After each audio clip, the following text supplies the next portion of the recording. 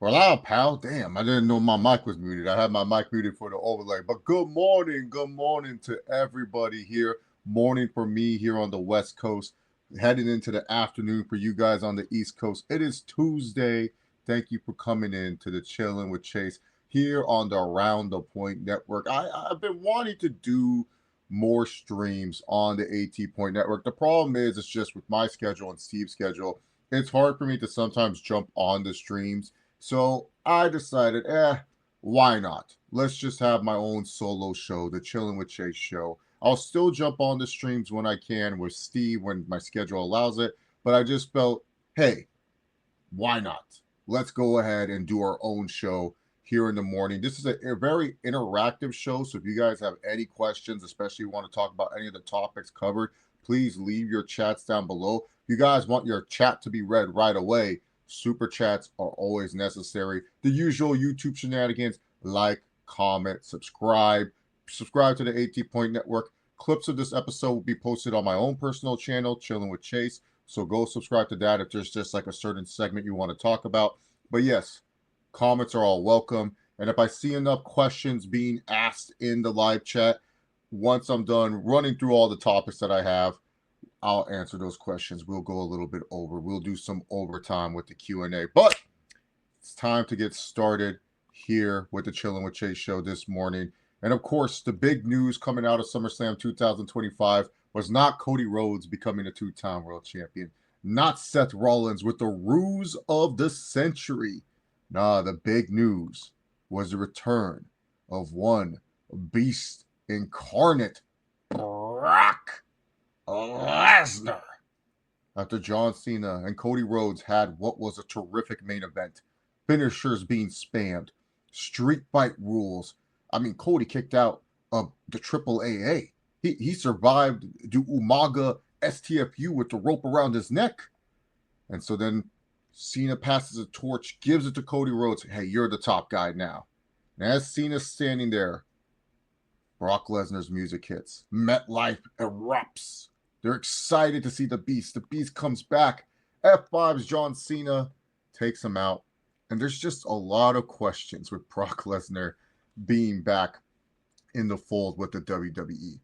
As you guys know, Brock Lesnar took a hiatus from the WWE due to the Vince McMahon lawsuit. His name was brought up in the current lawsuit with Janelle Grant. Now, I know a lot of people that may be watching this via the playback or are just watching this for the first time are saying, why do you have to bring up the lawsuit, Chase? Why is this something that has to be brought up when talked about Brock Lesnar?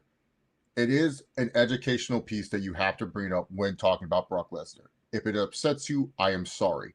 I understand that most wrestling fans nowadays consume media mostly through Instagram Shorts and TikTok. And when I was looking through those algorithms of how those media is entertained by the wrestling fans, those fans are straight up just like only getting good news about any wrestling company. Top 5 lists, bunch of short little recaps. That's how the fans get their topics. And they don't really get to hear about this. But when you're doing a long form content like this, a podcast that could go for almost an hour long, you have to talk about this. So if it upsets you, I am sorry. I'm not trying to upset you this morning. I am just here to tell you this is something that has to be talked about when you do talk about Brock Lesnar. You cannot ignore it. Whether Brock is innocent or not, we do not know yet. Brock is not a defendant in the case. He was mentioned in the case. Janelle Grant did make a statement saying that Brock had no idea what was going on. But now, recently, Janelle Grant's spokesperson says that they're going to bring up evidence into court. So we shall see. So it is very interesting to bring back Brock Lesnar when potentially there is still some fishy stuff going on. Now, WWE and TKO, their lawyers definitely did probably their due diligence. They decided, hey, we have to bring Brock Lesnar back. We think it's good to bring Brock Lesnar back. He's all clear. If you want to bring him back, you can bring him back. So WWE has done their due diligence. Do I agree with that due diligence? Not really. Do I feel like they checked all the T's and dotted all the I's? No, I don't think they did. But Brock Lesnar is now back in the WWE. And that's just the world that we have to live in. And as you can tell, most people were just super excited to see Lesnar back. The pop that he got from MetLife, They're excited to see what he's going to do. They're excited of all the potential opponents that he could be facing in the WWE. For me, I'm just fatigued of Brock Lesnar. I do not care that Brock Lesnar is back in the WWE. I do not care that Brock Lesnar is going to take people to Suplex City. I am absolutely tired of watching Brock Lesnar. I don't feel Brock Lesnar provides anything to this current landscape of the WWE. It's not a whole, oh, Brock, it's them not wanting to create new stars. No. WWE has created new stars in this era. Stars in the wrestling bubble, not outside the wrestling bubble. But I'm just tired of seeing Brock. I'm just tired of seeing him wrestle the same opponents every single time.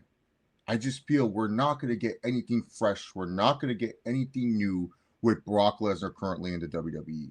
And then ultimately, too, with Brock Lesnar, we still don't know his status in this whole Janelle Grant thing. That case is still ongoing. If something comes up about Brock Lesnar and it turns out that he's not completely innocent in this situation, it just looks even more bad for WWE for bringing him back into the situation. Are we really this excited to see Brock face Cena? Is this something that we need, that we want? Will Brock Lesnar move tickets? Yeah, absolutely. Because people need to understand, most people who go to WWE shows, they ain't tapped in. And what I mean by tapped in, they are on the internet like this. They're definitely not listening to me talk.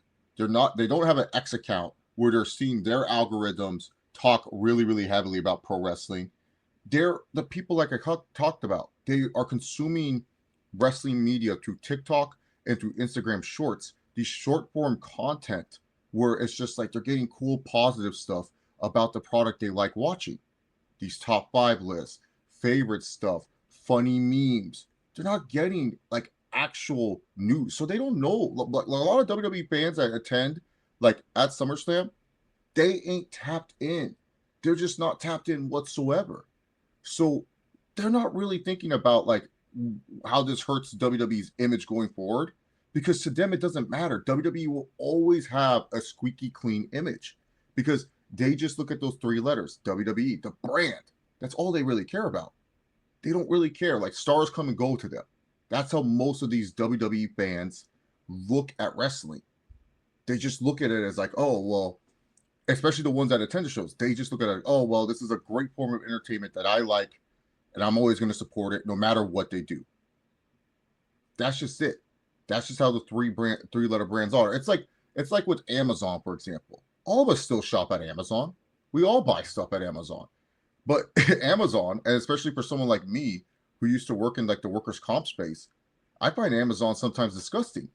But yet I still shop at Amazon. I still buy stuff from Amazon, and I get it shipped with the Prime delivery. That's how these WWE fans think about WWE. They don't care about the outside noise about WWE. They don't care how disgusting you think WWE is, because to them, they just look at it as a form of entertainment. And for them, Brock Lesnar coming back is entertainment to them. For a fan like myself, who is just so fatigued of Brock Lesnar, I don't find it entertaining. I don't really need Brock Lesnar back in the WWE. I've been enjoying WWE with or without Brock Lesnar. But WWE feels that this is the push they need. WWE feels that this is what will help the Australia show, what will help Clash in Paris appease there. Brock is just there to move tickets. WWE wants to move tickets. They want to get their bottom line. That's all WWE cares about at the end of the day, folks. WWE cares about their bottom line. And one guy who helps the bottom line a lot is a guy like Brock Lesnar. Because as much as I'm fatigued with him, as much as fans are upset that he's back because of the current lawsuit that's going on, the fans that will pay the money to go to WWE, they ain't tapped in. They don't care about that stuff. They just care that they're able to see the beast incarnate, Brock Lesnar, wrestle. J Mac says Brock versus Oba would be crazy. Yeah, too bad, J Mac. That won't happen. I don't see Brock Lesnar working with Oba Femi. Now that the dust has settled, yeah, you're right, Chase. What does Brock bring to current product? They just felt like they brought him back for the moment. I'm not going to go out there and say, like, for me as a fan, as a hardcore wrestling fan that watches, and is tapped in on the internet, Brock does bring value to WWE. He does. Because more casuals, like I said, the people who aren't tapped in, they're going to go to events because of Brock Lesnar. They're gonna like, if they're on the edge of their seat of paying their rent money to go to a WWE shows because that's how much the tickets cost. Most WWE fans now are gonna be like, Brock gonna be there. Maybe Roman, Cena, Seth. Oh, look at all the stars. Yeah, I gotta go. Because they're not tapped in. They're not thinking about, like, oh, I can't support Brock Lesnar because of all this. No, they're just looking at it as like, oh, Brock is a deciding factor to me going to show. Like think of people, and I use WrestleMania this past year as an example. Night 2, I remember there was so much Cena merch, and I remember interacting with a lot of wrestling fans. A lot of those people that were there for WrestleMania weekend weren't really there because they liked the current product. They don't really follow the current product as much. They went because it was John Cena's last WrestleMania, and they didn't want to miss that moment. They didn't want to miss John Cena's last WrestleMania. So they were there for that alone. So if you're an average consumer, which is WWE's target base, that's what WWE targets, is the average consumer. They're not looking to get, like the super duper hardcore fans into it, because they know it's just like, hey, it's always a losing battle.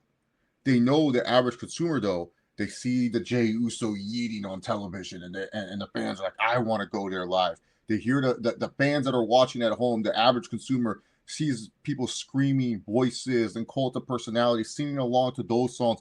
They want to be there for that moment. They want an escape of their own reality. So they will pay the money to go to a WWE show, because that will give them the 2 to 3 hours of escape that they're looking for in their lives. So if you're someone that's on the fence and you're saying to yourself, do I go to this WWE show? Who do they have? And then you see Brock Lesnar on the marquee, they're going to probably pay the ticket. The average consumer. I'm not talking about the hardcore wrestling fan. Once again, the average consumer will pay the ticket for Brock Lesnar still. For me as a hardcore fan, I don't know what value he brings, because he's just going to be wrestling the same dudes all over again. And like I said, the backlash of bringing Brock now, especially when he's not 100% cleared. He's cleared right now. Brock is cleared right now. But he's not 100% cleared from this whole Janelle Grant thing. He just isn't. The backlash that you could consume from this could be even worse. And that's what I've been trying to say about this. It's just that, like, they're not thinking of it like 2 to 3 years in advance. They're looking at it of the here and now. What will help us sell tickets now? What will help us move merch now? Brock Lesnar is going to move that merchandise. Brock Lesnar is going to move those tickets. Do I agree with that? No. I don't agree with that at all. But that's just how the business is. Because once again, WWE's main target audience is the average fucking consumer. It's not, just the fans that are hardcore dedicated. They know the people that will pay the money to go see Brock Lesnar. They look at Brock Lesnar as he's the guy. Like look at WWE Unreal. When they talked about, we got to bring back The Rock. The Toronto market was hard. Yada, yada, yada. So they brought back The Rock for Elimination Chamber to help move tickets. That's how they view Brock Lesnar. That if they're going into a tough market, which Australia is a tough market, it is a very, very tough market, especially for pro wrestling. UFC has struggled in that market. They're looking at it as Brock will help us get over the hump. Brock will sell those extra seats that we want to sell. He will make the attendance numbers better. So Brock does provide value in the business, because there are fans, the average consumer, not tapped in. They're just scrolling through their TikTok, Instagram shorts, Snapchat, however they get their short form content. They're just scrolling through that and they're getting it. And the fans are like, oh yeah, I'll go. Brock's back. The Rock got pissed at Cena for turning his back on him, so he made a little phone call and brought Brock back. Don't think Dwayne was doing that. I think Dwayne is too busy trying to push Smashing Machine right now. Like Triple H says, it's best for business. TKO with celebrities has gotten overkill, but I understand why they bring them out. Yes, exactly.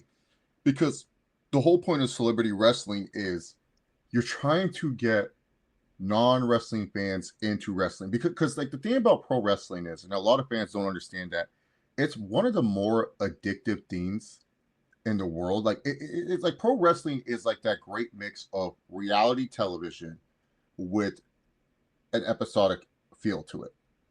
Because see, reality TV, you get like short little stints here or there, and then they have to take breaks, and then later on they're gone for like a year or two, and then they come back like the Real Housewives and stuff, and then you have to continue the drama that's going on and stuff.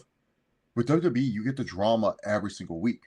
So if you're someone with an addictive personality, which most of us as human beings have, WWE is banking on the fact that, hey, if you watch this one match featuring Jelly Roll, and then all of a sudden you enjoyed something else from the show, it would make you tune in to Monday Night Raw, which is easily accessible on Netflix because most households have Netflix. That's the whole point of the celebrity involvement. Do I love it a lot? No. Do I feel like it's needed? Yes, it's absolutely needed. Just because I don't love it does not mean I have to say it's not needed. It's absolutely needed because there's going to be people that are literally just going to be like, hey, I'm literally only watching because of this. Oh, what got you interested? Bad Bunny got me interested. Jelly Roll got me interested. You could be talking to someone that literally could have said this. There is a very big possibility. They got into wrestling in weird ways. Wrestling is very addictive for people. Alan says, I think Brock's next two matches will be Brock versus Cena at Crown Jewel and Brock versus Cody at the Rumble. Yeah, I feel like those are the matches as well. I don't think he's going outside the box. Like everyone wants Brock versus Gunther. Brock has not been wanting to fight Gunther for years. Like seriously. Like Brock has not, like, remember WrestleMania 39? He was talking to Daniel Cormier. He was all like, yeah, Gunther's cool. Yeah. That to me was like, I ain't wrestling that guy. You move or you really stream at 8 a.m. Chase. Lucky I'm off and I'm here for it. No, I didn't move, Dynasty. So I live on the West Coast. Steve lives on the East Coast. Steve works a job where he wakes up early in the morning, like 4 in the morning his time. He gets off around like 9 a.m., 10 a.m. his time. He takes a nap afterwards. For me, I live on the West Coast. I'm doing a lot of stuff at like 1 p.m. to 3 p.m. my time. Sometimes I'm even working during that time in the afternoon. I don't have time to always jump on the streams with Steve. And I want to provide some content for you guys on the Around the Point Network and also still give my thoughts because sometimes I miss out on talking about stuff because I'm not around. So I said, you know what, I'll just do a Chillin' with Chase and stuff. So Chillin' with Chase streams will most likely always happen early in the morning. I'm an early riser, folks. I wake up early every day. So I'm just an early riser. I go to bed early and I wake up early. I'm like an old man with that thing. Also, when will people realize big man versus big man matches usually suck? Yeah, like, do you think Brock and Gunther would have this great chemistry? I ain't sure. I'm really not 100% sold that they would have this great chemistry that would blow me away. But yes, Brock Lesnar is back in the WWE. But on to topic number 2 of the Chillin' with Chase channel, or the Chillin' with Chase show, sorry. Been a while since I've done a stream solo, so working off the kinks a little bit here, folks. Give me time. Don't worry. It'll smooth out soon enough. But also at SummerSlam, what happened was Seth freaking Rollins cashing in his Money in the Bank, becoming a 2-time World Heavyweight Champion. Look at the disgusting image. Look at this. Ugh. That traitor. My former wise man, Paul Heyman. This guy, get him off the island. Hugging Seth Rollins like it's a prom date. Like, what is this? Ugh. I can't look at this picture anymore. It's disgusting.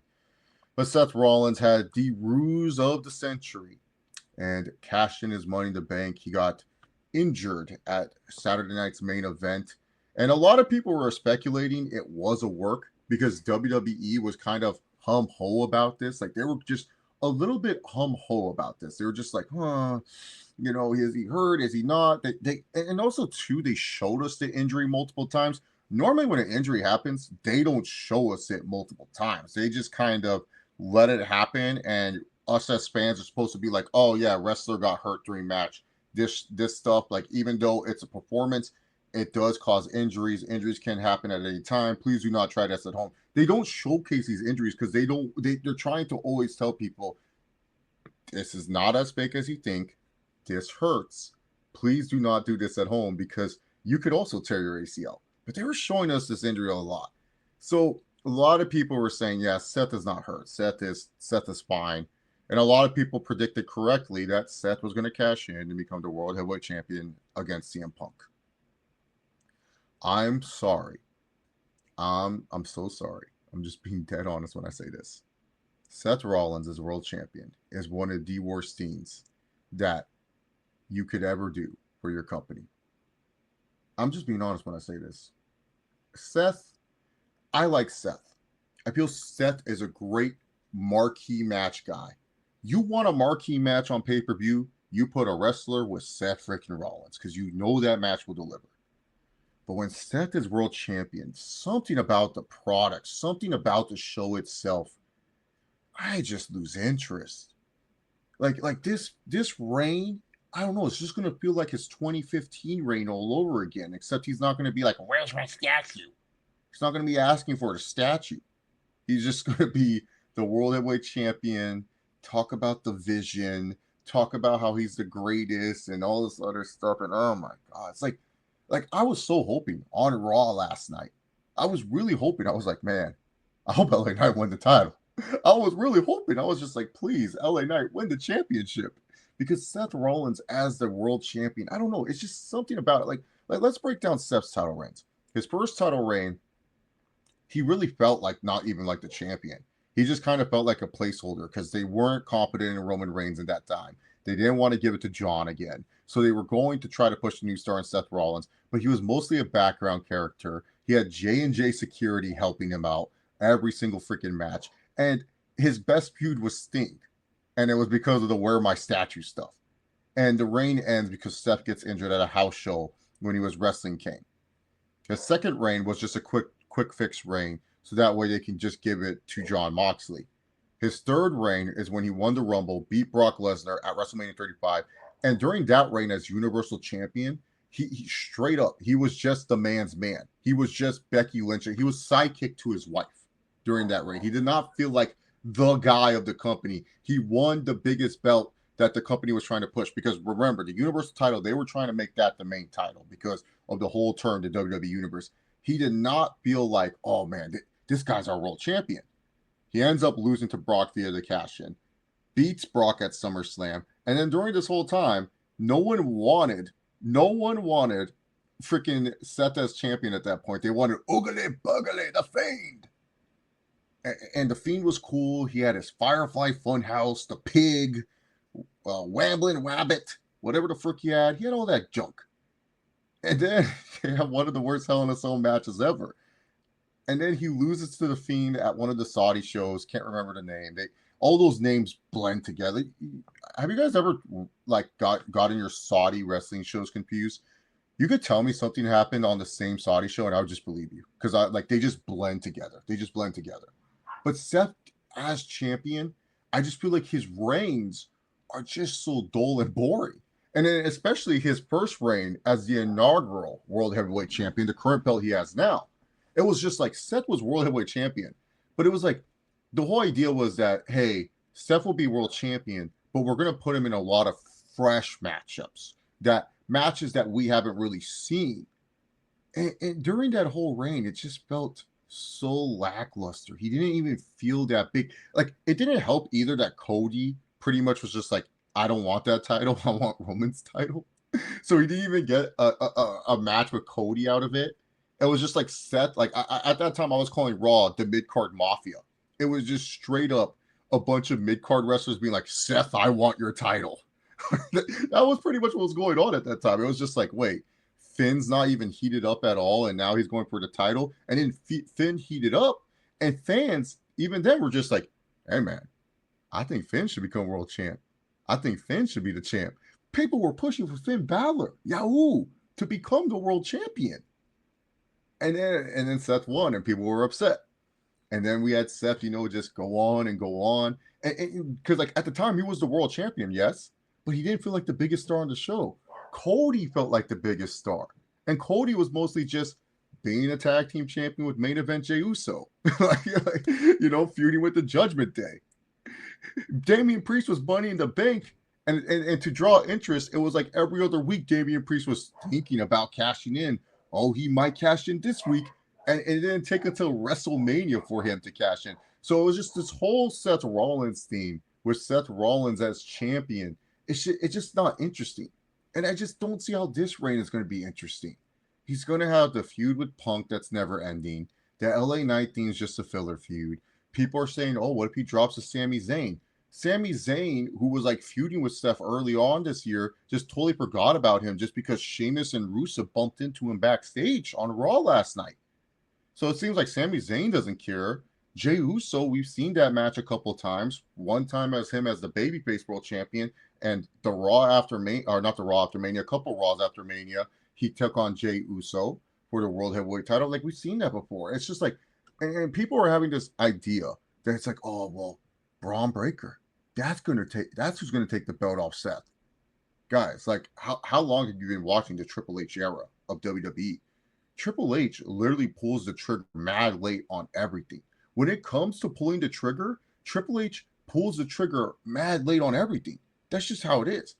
Finn and Damian should have had a turn with the Judgment Day months ago, and they waited until like SummerSlam 2024 for that to happen. Look at Liv and Rhea. They were in a never-ending feud. I'd be shocked. I hope I'm wrong, too. I love being wrong. But I'd be shocked if at WrestleMania 41, they went with Seth Rollins and Braun Breaker. I'd be shocked. I'd be literally sitting here being like, what? Or 42, I should say. Sorry, they're both in Vegas. They blend together. But I'll be shocked. I legit would be shocked. I would literally be like, huh, did he really go with that? He's going with Braun Breaker at 42? I'm not confident that he's going to go with Braun Breaker at 42.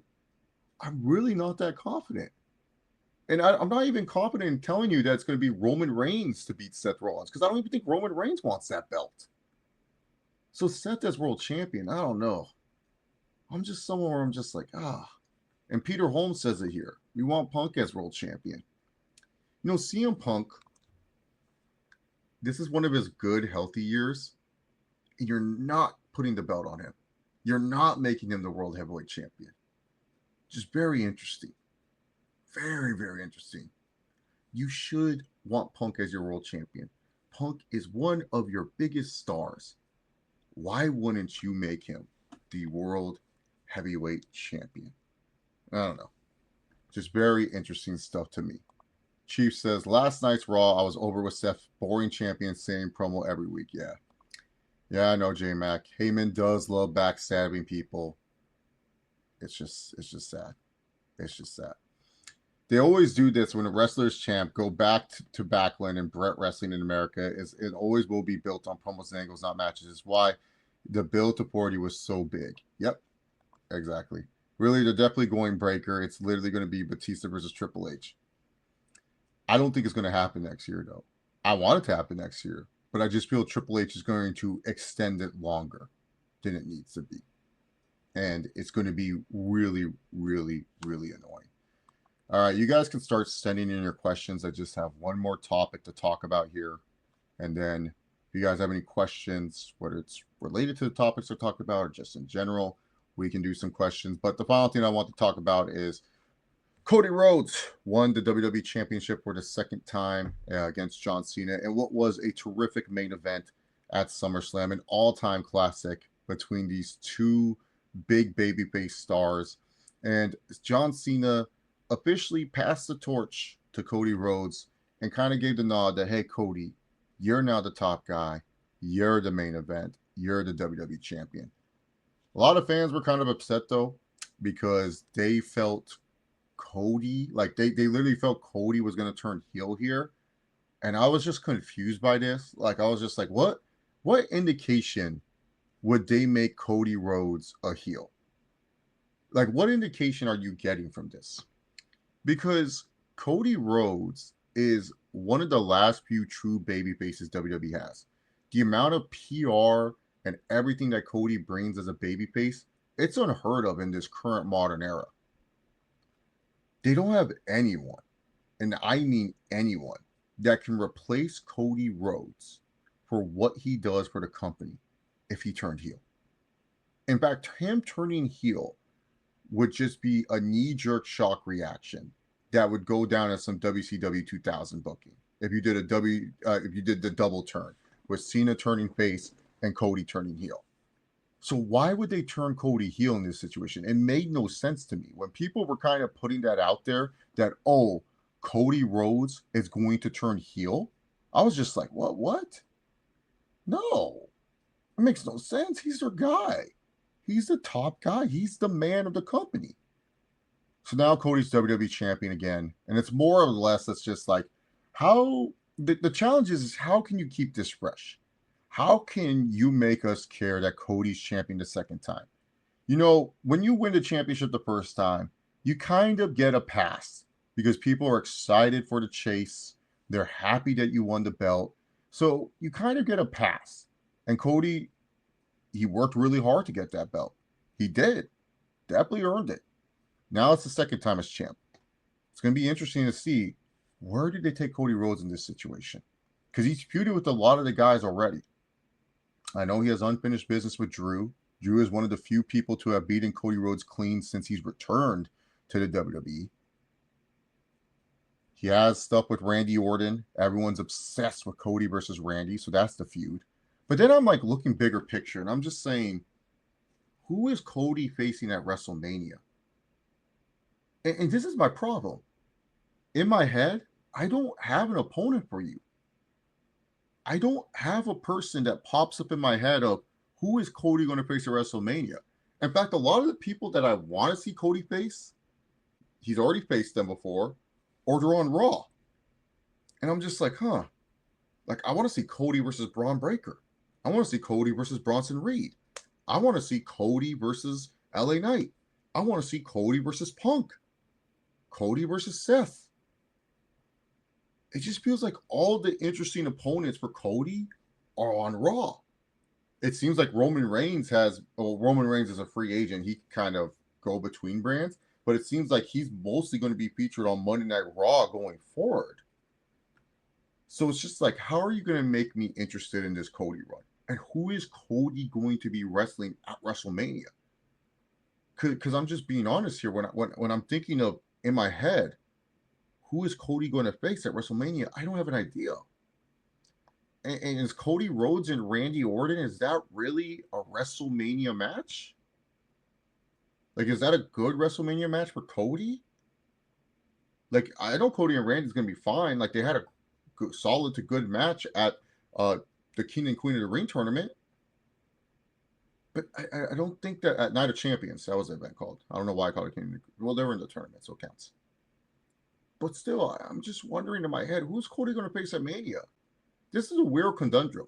I don't think fans are understanding how much of a conundrum this is, that they don't really have anyone kind of propped up as a guy to face Cody Rhodes. And we can't keep living off Cody faces X big name wrestler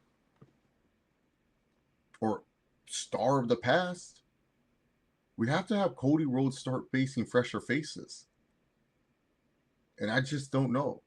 Like, is Logan Paul Cody Rhodes' opponent? Is that who they're going to lean towards? I don't know. And that's an issue. That is definitely an issue. Chief asks, you think WWE's starting to coast? I don't know if I'm burning out or I'm just not interested. WWE is definitely coasting a little bit in terms of their product. They tend to coast after SummerSlam very, very heavy. They rely on because WWE understands this, that no matter what, the NFL is keen. Like, all forms of entertainment know, once it comes fall time, the NFL takes away whatever you're doing. They do. They just take away whatever you're doing, and then you add college football into that. But the NFL is keen when it comes to the fall. Like, that's just how it is. Football, through all the concerns and circumstances of football, fans just get hungrier and hungrier for it the closer it gets. And people just tend to tune out because they're so hungry for that NFL action. They're so hungry to watch their favorite team either make them happy or disappoint them. So WWE does coast during the fall time. because they just say to themselves, ain't no one watching. That's just how they treat it. They know that the average consumer will still go to a WWE event, but in terms of hardcore fans and what the fans are into, they know it's just, hey, WWE is going to be a secondary product for them. There's a reason why WWE has been trying to do partnerships with like college football and with the NFL, because they want people to know, like, hey, we still exist during the fall time. You can still watch us when you're not watching football. That's why they have a deal with the Big 12. That's why WWE will send their superstars out to do interviews when they have Netflix games, or if they have a game on Fox or something of that nature. They will always send the wrestlers out there so that way they can be like, hey, don't forget about us. Remember us? Remember us? We're WWE. That's what they do during the football season. But they tend to coast because they know come Monday Night Football, those 18 weeks that they have Monday Night Football, and especially now Monday Night Football is doing a lot of double games where they'll have 2 games on the same night. They know most people aren't going to log into their Netflix account to watch Raw. That was one of the main reasons why they wanted to go to Netflix, was because of the fact that, hey, the live numbers for streaming, they're always down, but playback numbers will always go up. And it's harder to rewatch an episode of Raw when they were on USA and they were waiting for Peacock to, like repost that episode. And I forgot, does Peacock take like a week or a month before they can post the episode? So Netflix, it's on demand right away. Once that episode ends on Netflix, boom, you're right there. You're watching it on Netflix right away. So they're kind of changing their strategy of, hey, we understand if you can't watch us live, but you can always watch us on demand.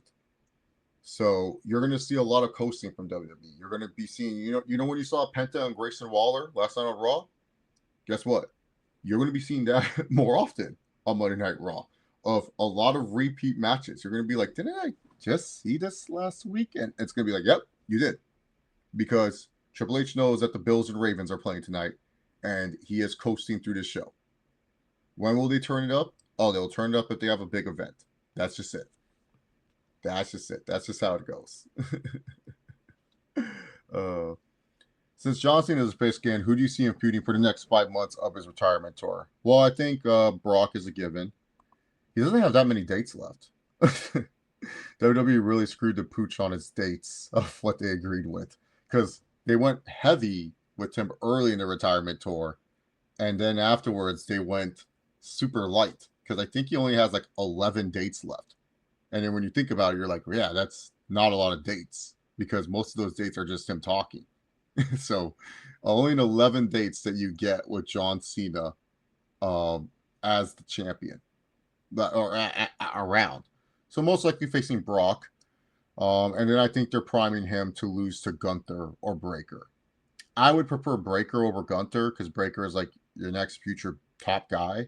Like Gunther, it's just kind of like, I like Gunther a lot. I think Gunther's great, but I just feel like having Gunther, beat Cena, I'm like, what does that really do?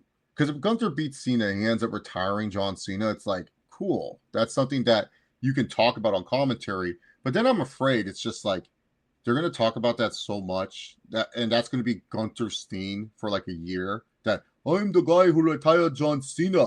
And the fans boo because they're mad that Gunther retired John Cena. But he's not going to get anything out of it. Like, he's not going to become a champ right away. Like, you would think if Gunther beat John Cena and made him retire, it's like, oh, okay, Gunther's next in line to face Cody. Gunther's going to beat Cody at WrestleMania. He's going to become the WWE Champion now. Now Gunther's got to, like, they're not going to go down that route. It's just going to be Gunther beats John Cena. He gets to talk about it on the microphone for like at least a year. And us as fans are mad that he did that. With Breaker, at least it's like, hey, at least he's part of Seth's group. You're not going to throw the title on him. And at least with Braun Breaker, it's like, cool. Like, he's your next big guy. Gunther is kind of like, like a great upper mid-card main event guy, good marquee guy. Like, you can put a Gunther match on the show and it's going to deliver. It's going to be good. I just don't think Gunther should be the guy to beat Cena. Not that because I hate him. It's just from what I stated. I just don't think he gets he's gonna get that much, man. Like, in my opinion. So, oh, you skipped football last season? Yeah, might be a better year for Vegas this year. Pete Carroll at the helm. By the way, later tonight, if you guys are free, true off season on the True Heat Sports and Entertainment channel, me and my good friend Stat Keen will be talking about the AFC and NFC West. So tune into that if you guys like football. And it's one of those knowing it was going to happen going in the with Gardner at QB. I almost called Gardner Gunther because I was talking about Gunther. Yeah, like believing in Gardner Minshew, like that's like the worst for any NFL team. Like I'm just being dead honest. The worst for any NFL team is when you have a backup quarterback as your starter and you are trying to believe in yourself. Like, like you try to convince yourself that the backup quarterback's good. I'm like, nah, yeah, no, we got Gardner at quarterback, and it's like, what? like I feel bad for Saints fans. They're over here trying to convince themselves Tyler Shook is going to turn it around or something. Oh, it's funny sometimes, man. Being a football fan, it's the funniest sport, man. So at this point, is Rock or Gunther seen as? I don't think Rock is ever wrestling again. I think Rock is done. Rock freed up his schedule to do a bunch of matches. Now he's back to filming a lot of movies. He has an A24 picture. Smashing Machines coming out. He's doing something else. I think he's doing a Scorsese film. Like he's not wrestling. He's not touching that ring anytime. Like TKO would have to up his stock value for him to do that. And I don't think it would be cheap. I think it'd be a very, very expensive to have Dwayne touch that ring. Because The Rock was willing to come back if the story made sense, and he felt the story made sense at the time, and then the fans rejected it, so they pivoted the story. But I just feel The Rock, he is not coming back because he just doesn't see any value in him facing Cody Rhodes and losing to him. He would face Roman Reigns, but I don't even think he would want to lose to Roman Reigns. I feel like The Rock, he wants to come back. And we saw it in the tag match. If The Rock is coming back, The Rock is winning. You're not just getting The Rock coming back just to lose. Like The Rock ain't doing no, all right, I'm here and I'm gonna put someone over. Rock's coming back and you win.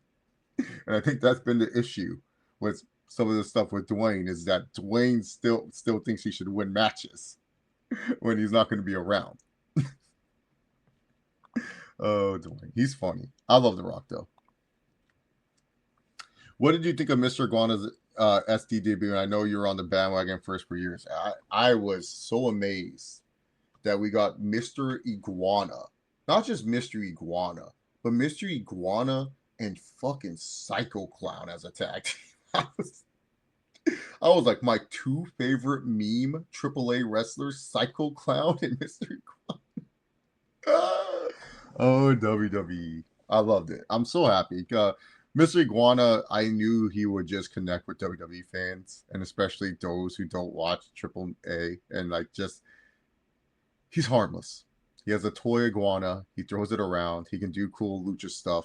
He's going to be fine.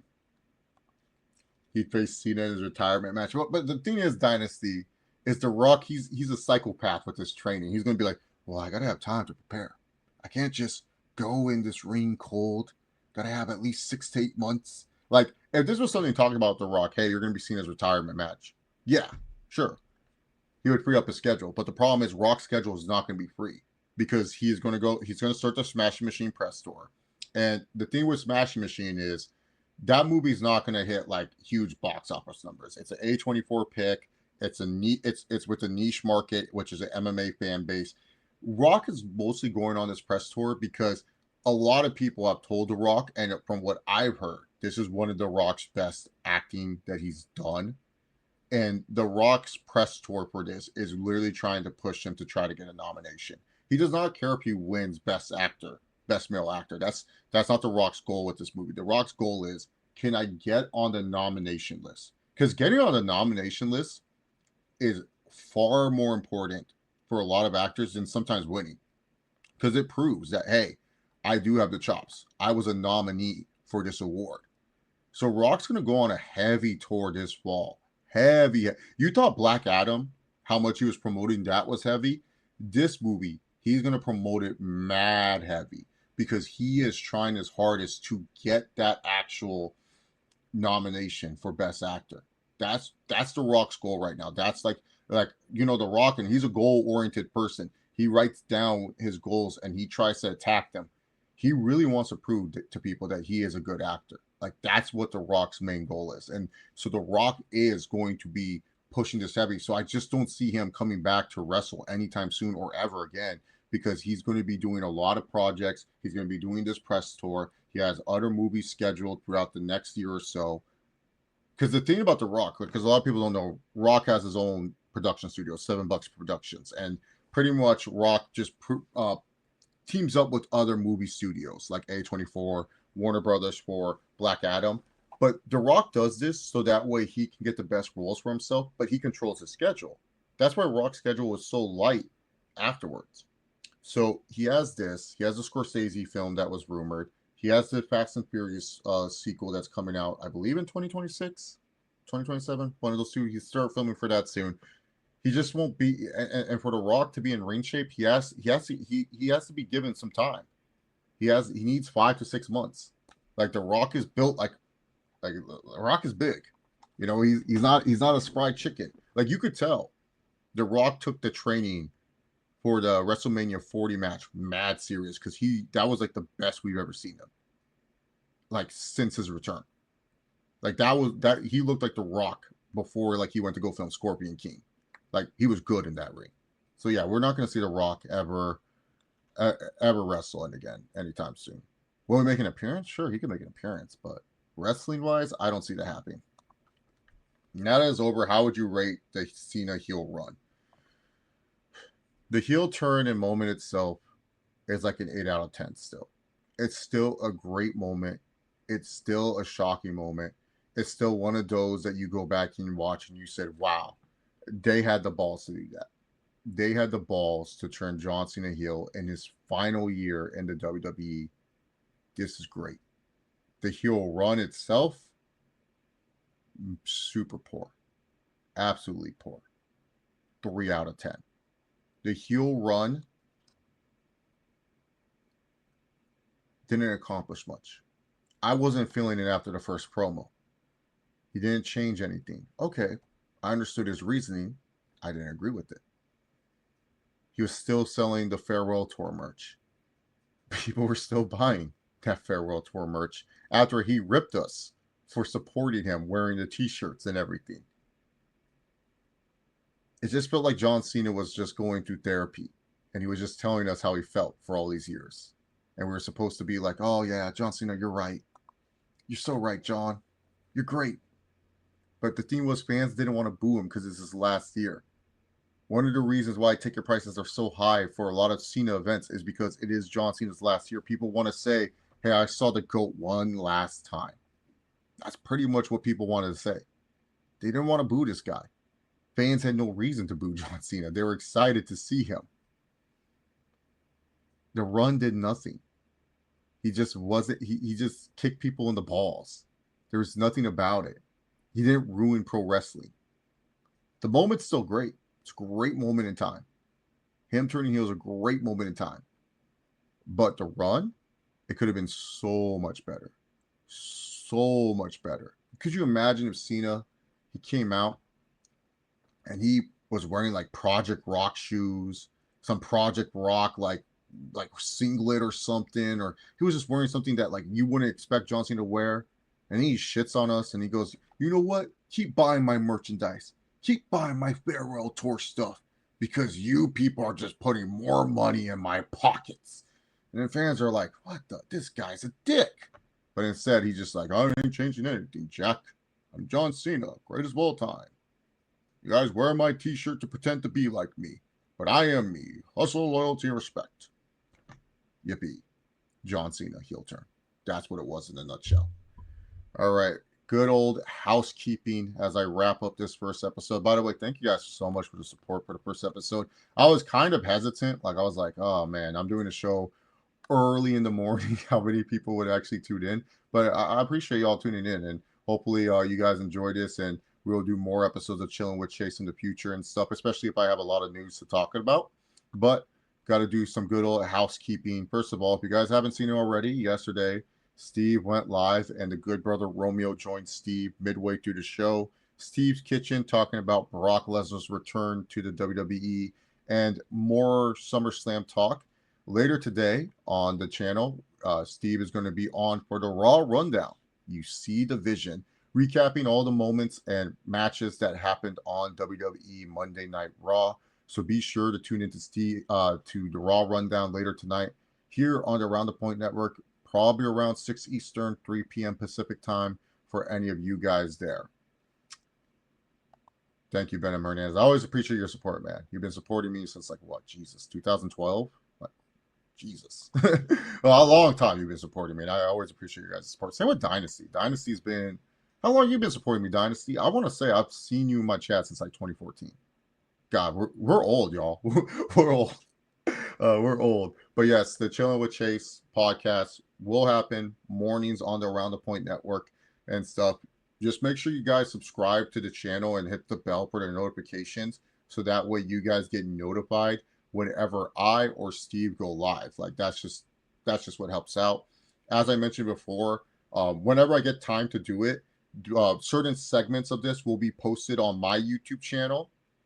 So be sure to, go to my YouTube channel as well if you want to go back and rewatch certain segments, and especially like the Q&A portion. Maybe I'll cut that up. It just takes time to edit the videos, or if not, it'll just live here on the Around the Point, man. Oh, man, since OTRS, man, shout out to the Slug Daddy, man. Shout out to him.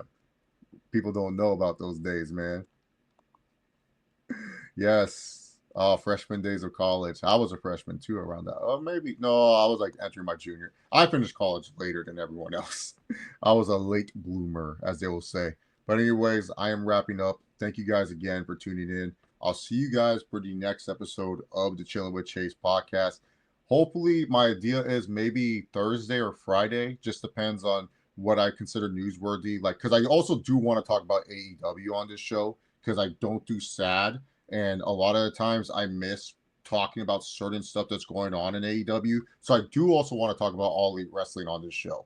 So it's not just going to be a WWE-centric show. It is going to be talking about AEW. Most of the company that I'm going to talk about is WWE and AEW, and sometimes some events that surround the performers at those shows.